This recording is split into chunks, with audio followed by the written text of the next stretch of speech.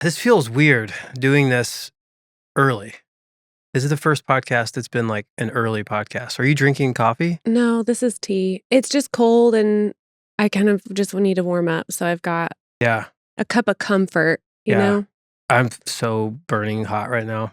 Well, we're opposites, so I've been par for the moving. course. I'm doing stuff. About to go to work here in a minute. So it's just a different It's a different day. day. It's all good. Yeah. But I was thinking about last episode. There is something that you brought up that you didn't finish, and it has to be finished. Yeah. Kate, what is balut? Well, I've had the benefit of traveling internationally and domestically. I've been to almost, I think, 40 states at this point. And everywhere I go, I like to try the local delicacy. Mm-hmm. And in the Philippines, that is balut. Yeah. And balut is a fertilized chicken egg. I think occasionally a duck egg that is boiled. And so when I was there, first day, maybe like an hour into being in Manila, we had the opportunity, me and this group of people, to say, do you want to try some balut? And I was like, yes, sign me up. Sign me up. Okay. Now, maybe for those following along and listening, it might be wise if you went ahead and did a quick Google search on this.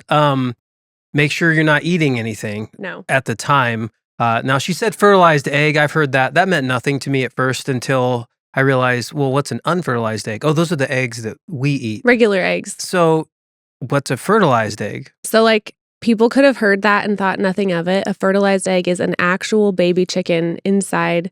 I mean, feathers, beak, duck. The whole 9 yards, or a duck. I think it's mostly duck. Well, and so the eggs that we had, it was very, like we were taught there's a process of how to eat it. And you kind of crack off the top of the egg. And then you can add like vinegar. With like a spoon, little tap tap. I think we didn't have any utensils. It was just like by hand. Just crack.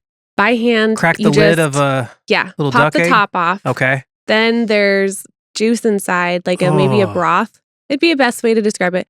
And I think it was called the sabao. Now it has been, I think, 10 years since I was there and did this. So it's been a long time. But we added salt and vinegar to the sabao, and then you drink the sabao. Oh, and then vinegary egg. No, it was with like a very rich chicken broth. Little furry, poor It duck. wasn't furry. Feathery. So then it's not fully developed and ready to be born, obviously. I think there's like a certain time frame of gestation, and then it's boiled. And then, so then you peel, like once you drink the sabao, you peel the eggshell away from the inside contents, and then you eat it. And it's crunchy, I think, and very chewy. Oh, that was like my least, so you gotta crunch the beak? Is that like the delicacy? Like you save the best for last, but they're like, we save the beak for last. Is that like one of their sayings that they say there? You know what? I think I did hear say that. Save the beak. Hey, save the beak for last. Save the beak for last. Yeah. Now you know what that means. Now you know. Yeah. Oh, that's really not. And how do you purchase it? Is it like is there like no lie? Is there like a balut vendor? Like we have hot dog vendors in New York? Is he like?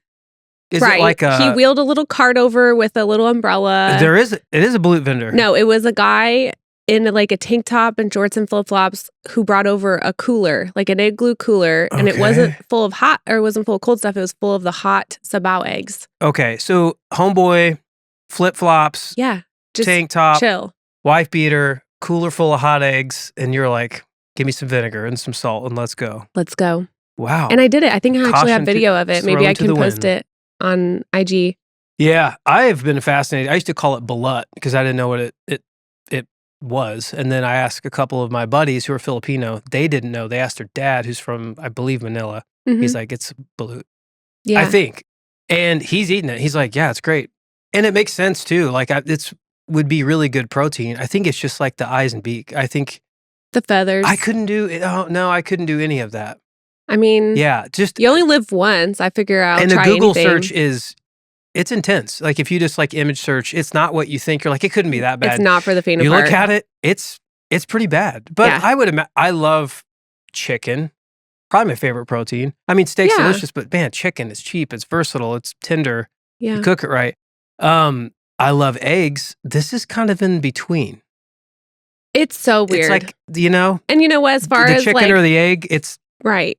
Well, it's both. I don't know which one came first, but in the middle is balut, and people find that delicious. I'm not gonna lie though, the sabao is delicious. Vinegar and salt. It was so yummy. I would totally do it again.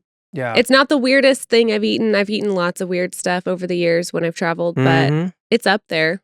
Yeah. We ate frog legs together. But like, where would you get this in the States? Would you try some? If we can get it? If I could find balut for you, would you eat it for like the 50th episode of the pod? Like a little live stream? No. Gross. No. Drop an egg in the comments if you think Joe should eat balut. I don't even think you could get that in our state. Well, he's Googling. Let's see what he can find. Farms. Okay. Ducks for sale. Oh, okay. Here What'd you find? This is Metzer Farms. Is that a real picture of ducks on the... Yeah. There's a child holding little ducks. No. But they let them live.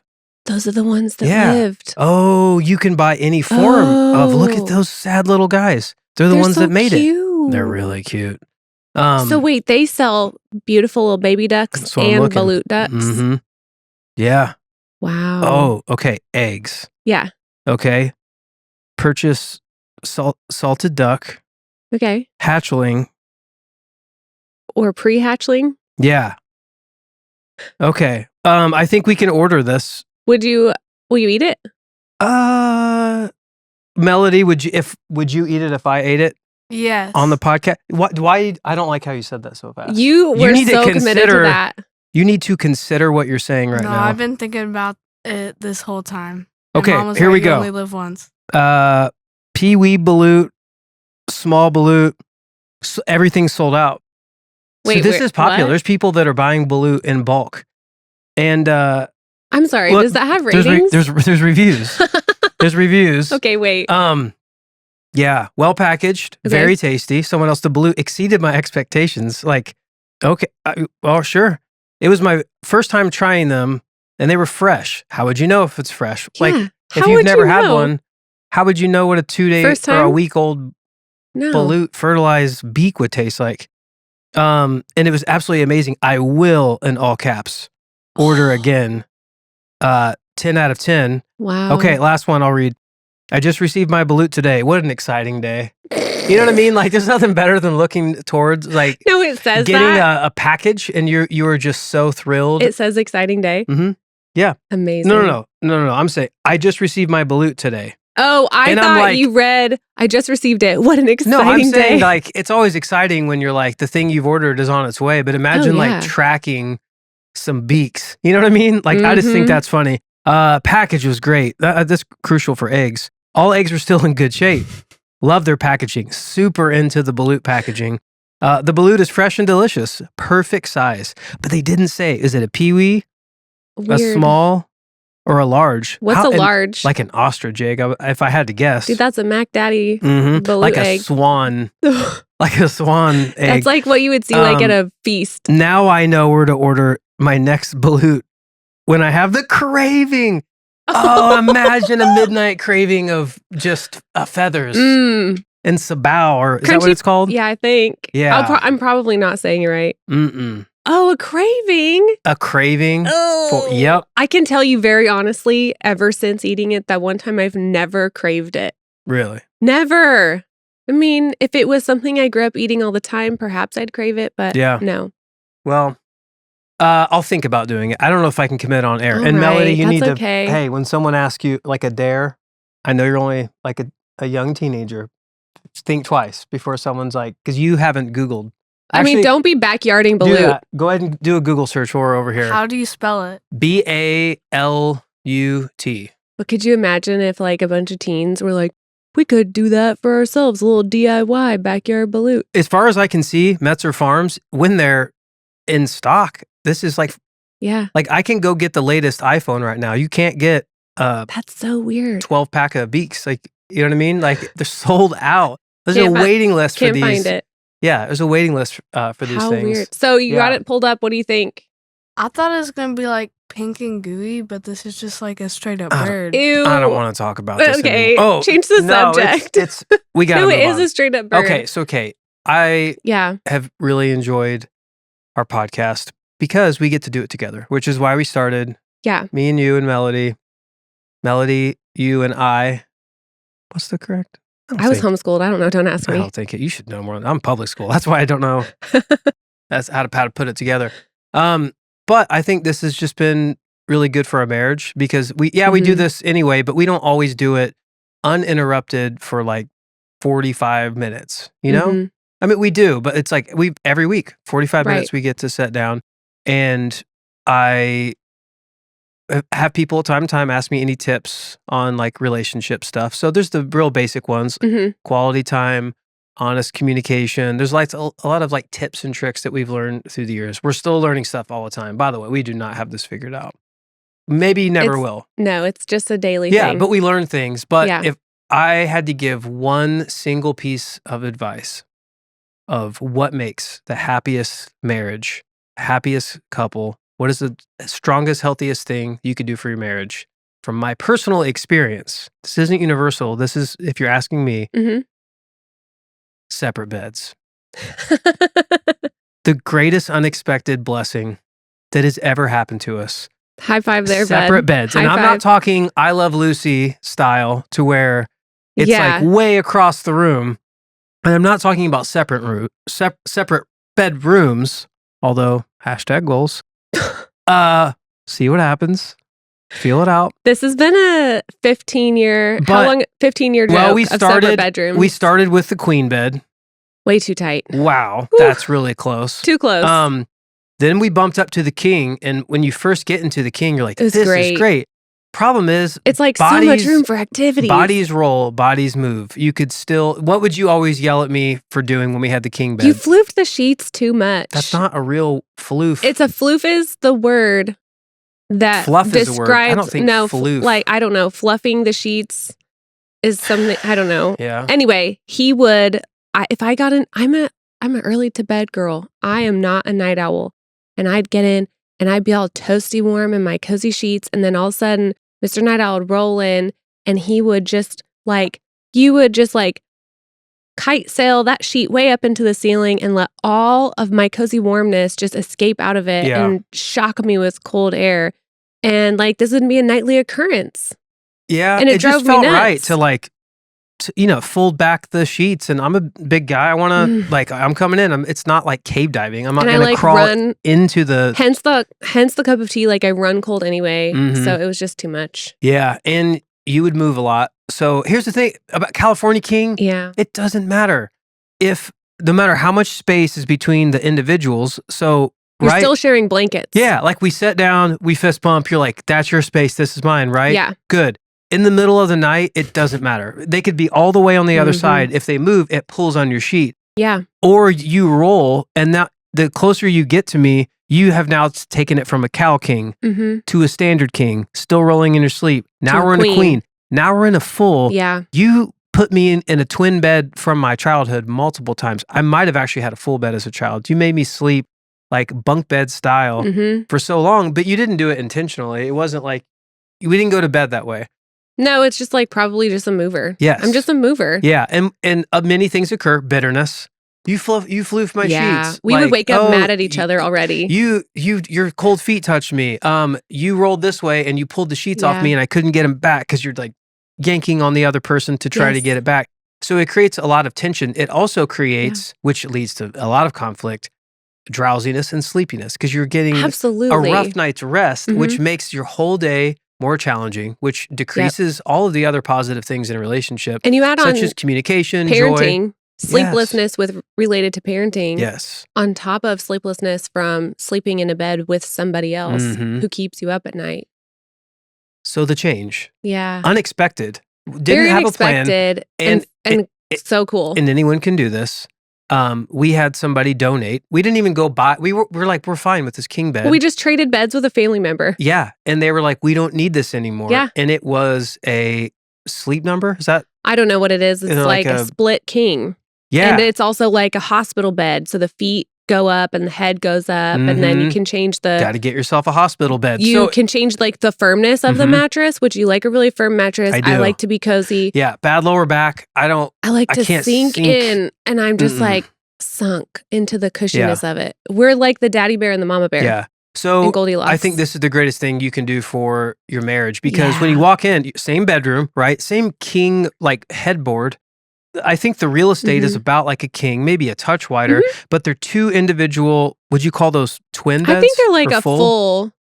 Probably like a full or XL twin. But I love it because we have our same sheets and like down comforters, and all of the bedding matches. And so then it looks nice together. Yes. It's not like we're just in our own deal, but functions independently. Functions totally separate. And they're still cozied right up next to each other. Yes. So like I can reach over and just like touch your hand if you want to. Yeah. Hi, married person. Hi. I love you. So so your sheets, like in between, in the divider, the DMZ, you tuck in the sheets real tight into your mattress, which is on its own frame. So when you... And I sleep with my feet up. When I flip real hard in the night, it doesn't shake your frame. I never feel it. When you move around your sheets, it doesn't pull on my sheets. When I'm just like hot and I like want to throw off like the comforter, it doesn't affect you. You can do whatever you want. Exactly. I get the firm bed, you get the softest bed. So we are still in the same proximity of where we were at with the former king size bed, but we have full independent customized comfort. So we get a great night's rest. And it's true. Yeah. And I've told people this and they're like, oh, that seems strange. Why would you? We love I'm like, it. have you tried it? I've told people about this forever, and I just love it so much because I never have gotten better sleep. Like I have my whole bed settings to exactly what I want. I have my feet up, my lower back doesn't hurt anymore, and my bed's so cushy, and I just love it. And even if I did want to wear or have like flannel sheets in the winter and you wanted to have like regular cotton sheets, like you can do your own thing, which is so nice. Customizable. Yeah. Yeah. I mean, it should be mandatory. Yeah. The government's always like, hey, we've got, potential stimulus or this or that. I'm like, can you just give everyone the beauty of having their own bed? Like if the government's like, this is a gift. Well, like, I am confused, like why socially it is not more normal. I think we live our whole lives sleeping. We grow up and live our whole lives sleeping in our own bed. And then you get married and you have to learn how to sleep in the same bed and the same bedding with somebody else. It just doesn't seem like it fits. Yeah.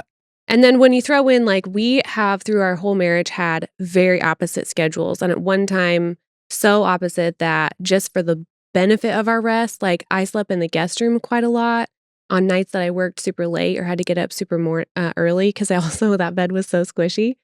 But it makes it so much easier. Like I don't wake you up in the morning when I get up super duper early. I don't feel anything. My sheets are uninterrupted.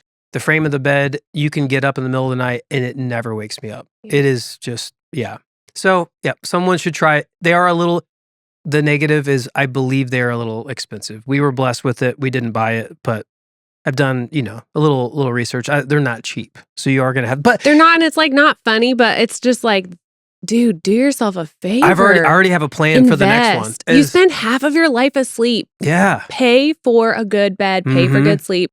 Make sure you protect your sleep. It protects your health, your immune system, blah, blah, now, blah, when blah, you're first married, like honeymoon status, I do think everyone should enjoy that like fresh honeymoon in the same bed. Because you don't... I mean, if they want to. If you want to, but it's like, oh, he snores. I love him so much. Oh, her feet are so cold. Like all that, everything's kind of cute when you're that first year of marriage, but you start having kids and your job gets you up at 5 or like you've been up at like 2 a.m. Yeah. None of that's cute. There's more reality to life, I think. A loud, sweaty human, like that's me, not you. But Thanks. like, stay on your side. Excuse me. No, stay on your side and don't touch me. And touch is not for sleep. Like when you're asleep, you're asleep. Yeah. You know what I mean? Just to say, mean. we talked about eating. I don't think eating should be so conversational. I wish we could change that in society to where everyone has like an individual moment to eat their food and then they get to maybe like sip tea or something and talk. But eating is not for that. Touching is not for sleeping. Touching is like, hey, we're awake. And then now, I feel like also our separate beds have protected you from the wakefulness of my hallucination dreams. Yes. I mean, I think you've been saved from a lot. They still wake me up, and it's very scary, but I am used to it. And now when I first wake up and you're like, oh no, there's an attacker here, or you're talking to someone, I first am like, Kate, go back to sleep. Yeah, and this all started, speaking of honeymooners. What a shocking initiation you had. Yeah, so I'll tell the story because you brought it up. I'm talking about it. So our honeymoon, married in California, honeymooned in, where was it? Tahoe. Like just a random Lake Tahoe, house, in this big fun cabin, house. Beautiful house. Yeah. We were up there and same bed. We didn't know any better. We didn't know. King size bed. First off, not a great honeymoon. Not because of us or the house. Oh, everything was great except for the fact that Lake Tahoe had record heat and it's not used to that. And so this big old fun mansion with a hot tub we were excited to use had no air conditioning. Yes. And so we spent a week sweating to death. It was like we went outside for some breeze. Yes, like it was so hot. stifling, and there was a mouse in the house, which was funny. I didn't feel safe just like leaving the windows open up there anyway. No. But I remember 4 things. I remember the heat. Yeah. A pool table. Yep. Sweaty pool table. A Zac Efron movie. Why do I remember that? I don't know. We watched a Zac Efron movie, and I don't know why I remember that. It was like one of my first times I've like watched him. Was it 17 again? Because I love that Zac Efron movie. Yeah. That's the I don't know greatest why Zac Efron movie. we watched that. How you got me to watch a whatever. We were probably just like, this is just so terrible. Sweaty. Like I'll do anything. Didn't touch the hot tub because it was so swelteringly Even at night, hot. it was so hot. It was miserable. So at night, sweaty night, same bed, no separation. Wait, before you tell the story, we were also somebody we met thought we were brother and sister on our honeymoon. I don't recall. Yeah, I remember being in town and this person's like, oh, are you guys visiting? We're like, yeah, this is, we're up here for the week. And they're like, oh, you guys look, I thought you were brother and sister. I think we have similarities, but we're not that close. But you will meet the occasional couple that is like, just similar to when you see a person. It's like they're second cousins once removed. Yeah, like the doppelganger, or you see the person who looks like their animal. I act like my animal. The Bowsers. The Bowsers. That's so funny to see. Just like you see a pit bull and it's being walked by just some big muscle man, like Johnny, like no neck, whatever his name is. Yeah, and it's like, I'm glad you guys found each other. I mean, I'm a Bowser for my dog, especially if I let my natural hair go. Me and Pippin, like big old, just fluffy haired, the hair is happy-go-lucky sillies. But he's like a really big, thick, chubby sheepdog. You're like tall and elegant. You're like a high elf from like, the Lord of the Rings. Would I be one of those like real thin, like long-haired dogs then? Is that what you're saying? Mm-hmm. What are those called? I don't know. They have the real pretty hair. Yeah. Yes, you're that. Oh, thanks. Whatever that thing is. Yeah, I don't know what those things are called. So anyway, we were mistaken for brother and sister on our honeymoon. Oh, our honeymoon. But on our honeymoon, you discovered something shocking about me. It was so scary. Yeah, it was middle of the night, maybe 2, maybe 3, dark. And it's always a little bit freaky when you wake up. And even like a hotel, like you wake up in the middle of the night, but for a second you forget, like, where am I? Like, you're how did I get disoriented. here? You're looking around a strange room, and it takes just a few seconds to be like, oh, I'm on a vacation. I'm in this place, and that's fine. So I woke up to that because I felt like I heard somebody speaking, and I'm looking around the rooms. I'm already like kind of uncomfortable, like, what's going on? And you were, I'm sitting straight up in bed, eyes wide open, and you're having a conversation. And corner. And I looked at you for a minute. No, way worse than the corner, into a closet with an open door. Oh, so it was just like black abyss, and you were just looking into the closet, and you're like, yeah. Mm-hmm. Well, like you just having this conversation, and I was like, Kate, who are you talking to? And you looked at me, and your eyes were open, and you're like, Jessica, she's here. Jessica's here. And then you looked back, and you started talking to her. I was so scared. Like I have like goosebumps even now, like even thinking about I just pictured a Jessica in the blackness of a closet in this scary hot house, and I tried to be like, honey, are you sure there's somebody here? And then you looked back at me and you gave me the meanest look. And I think you were starting to wake up, the meanest look. And you're like, what? And then you rolled right over and you went right to sleep. and didn't talk to me. And I had to just process for a minute. Yeah. So, and it was weird because there was a real Jessica. This girl, Jessica, I worked with at the Monterey Bay Aquarium. And she was like the funnest girl. We were coworkers, friends. She wasn't able to make it to the wedding. And so the next day, all I could really piece together was like she had come to visit on her honeymoon because she couldn't come to the wedding. And so she and I were just like chilling. Yeah. But I was asleep. And I've done that for years ever since. And I didn't know that I did that until I married you. You didn't warn me. And I didn't know. No idea. There was no warning. Yeah. I never knew. Yeah. I had no idea. Yeah. It was and so very now scary. it's happened. So I'm used to it. Over the years, I've had jobs, or I've had different jobs, and I've always had like weird dreams that I'm at work. And so related to those various jobs. And I remember just like one time trying to like take your order. And I was like, can I help you? Like, yeah, you can shut answering up. Phones. Go to bed. Yeah.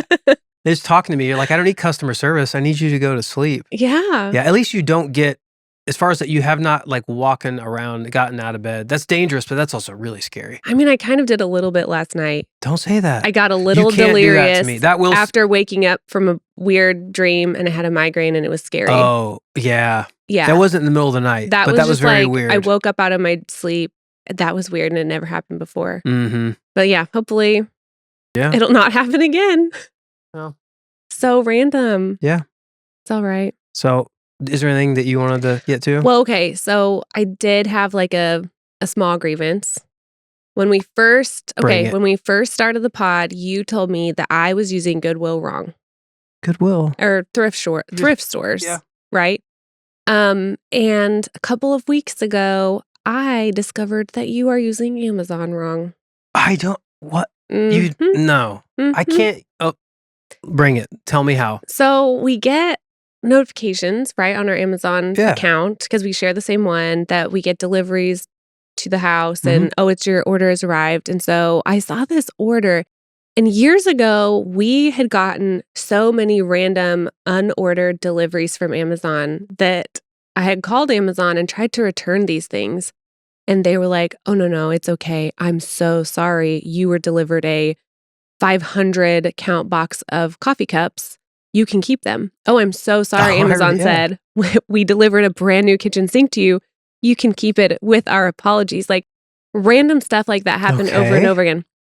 So the other day, I get a notification that we got this weird thing, and I could not tell what it was from the picture, and I didn't have a lot of time to look. And I thought, oh my gosh, it's happening again. Amazon is delivering us weird stuff. I get home and I open the package, and it's this weird metal contraption. And I bring it over to you, and I'm like, look at this weird thing we got. What is this? I think they sent it on accident. And you're like, oh no, I ordered that.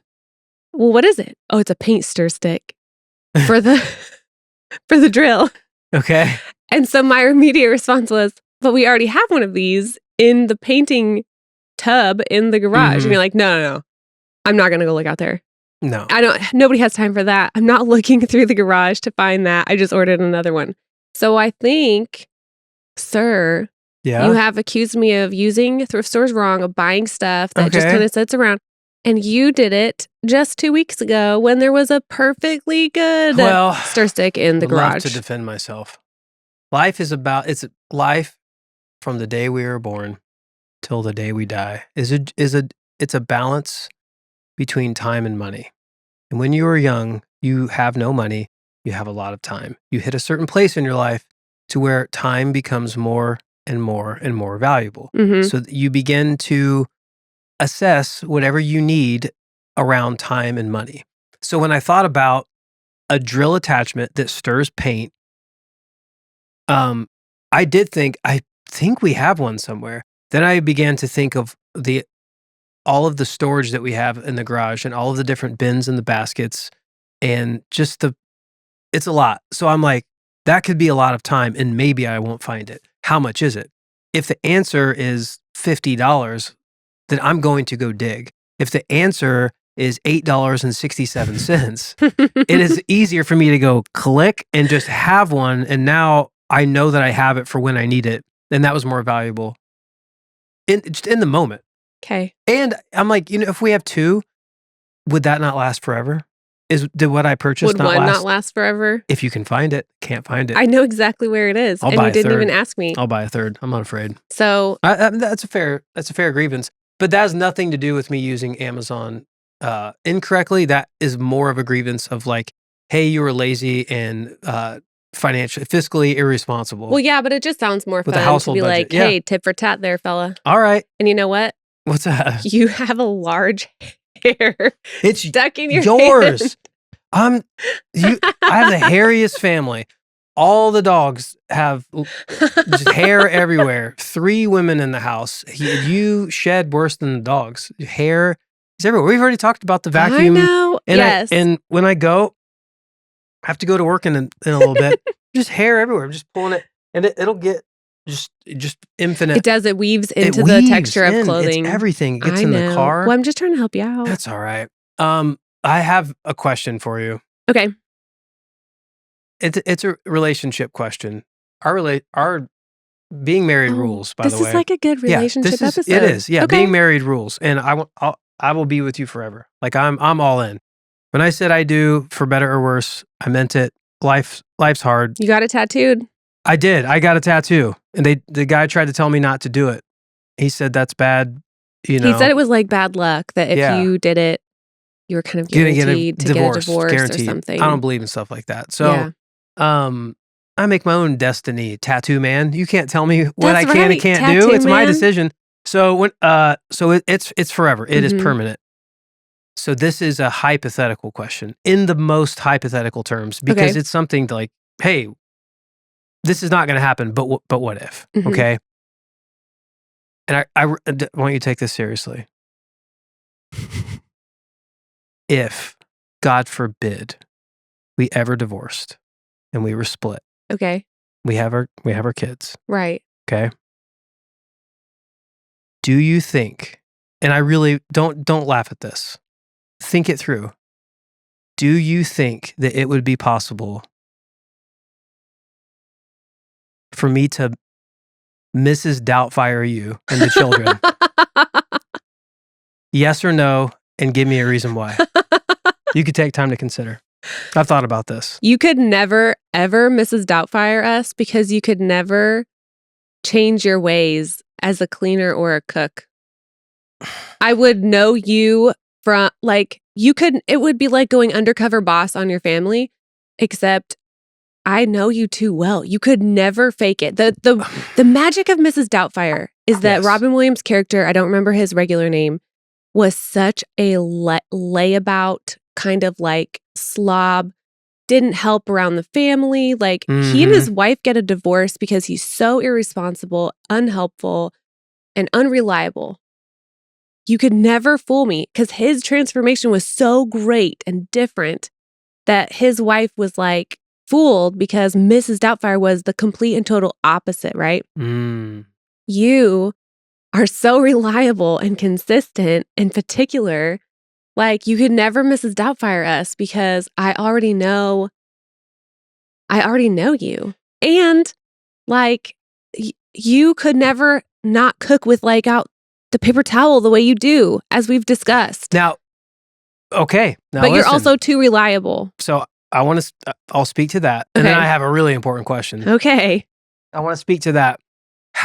Why do you trust yourself so much that you would just assume that if I came in with an amazing prosthetic and the full package and hello dear, like I perfected all of these things.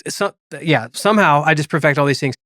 Why would you not think that you might say, wow, this is really special. Like this, it reminds me of like the way things used to be.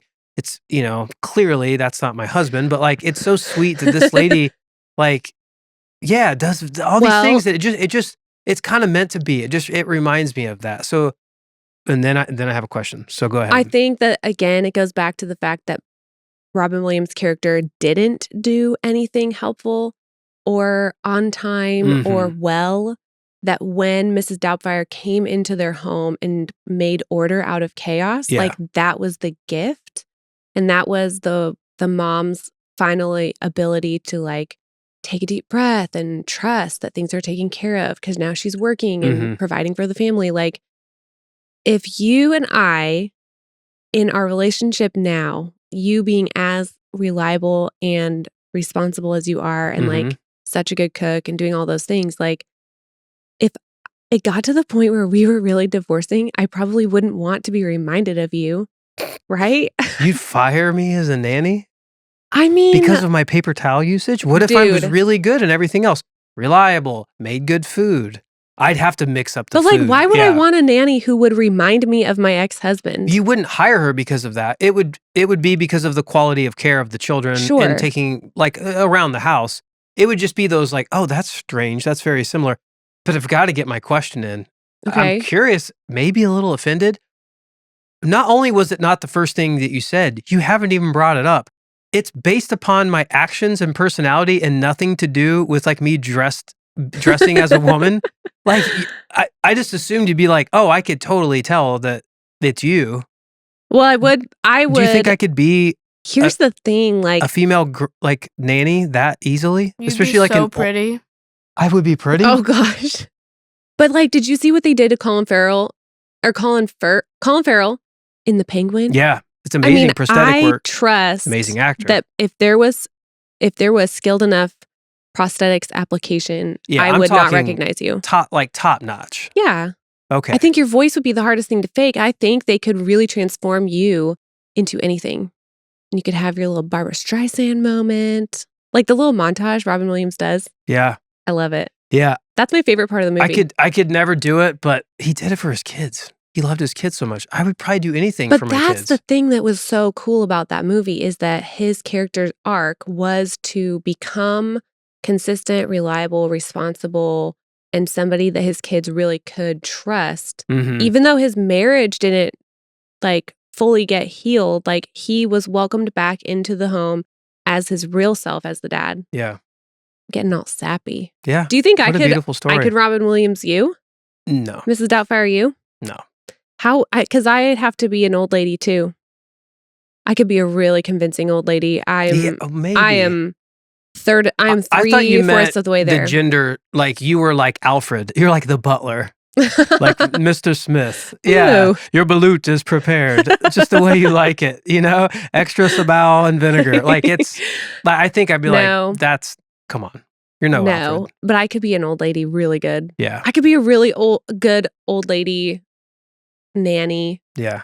Do you think how long do you think it'd take the kids to figure out if I was Mrs. Doubtfiring them? Well, that's so weird because I just saw a video the other day of these like twins, like identical twins, and the one has kids, so they decide to switch places. Okay. And the mom twin leaves, switches outfits with her sister. The sister comes out and the little boys are like, "Are you Aunt Heidi?" Like right away. They knew? They knew immediately. And the one is like this cute, chubby-cheeked little toddler, and he's just looking up at her like, ugh. Yeah. Like, you're an alien for... And it reminds me of like all of those movies where people get like swapped out for aliens or clones or whatever. Like, the kids know. Yeah, dogs do too. Maybe Dogs not initially, because if I yeah. put a mask on, the dogs will freak out. They look at me, they catch the scent. They're like, that's my dad. Didn't the dog know in Men in Black? I don't know. They did when that guy was like, oh, sugar water. Do you have? Such a great character. Water, sugar. You know, when he comes, I think there's like maybe a German Shepherd or something that knows. Doesn't he eat it?